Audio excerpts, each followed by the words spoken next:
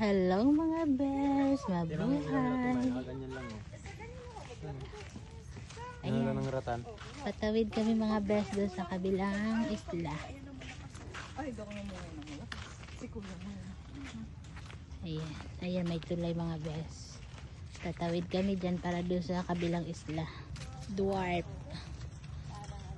Golden Coconut.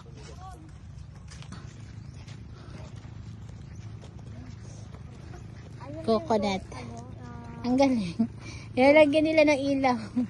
Yung golden book. Ay mga bes, napakalawak.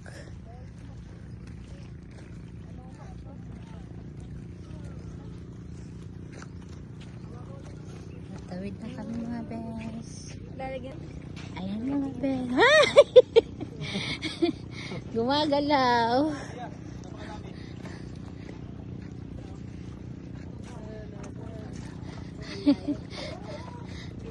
Para lang matibay naman. Kita ba? Parang hindi naman nakikita. Mga bes, ang dami.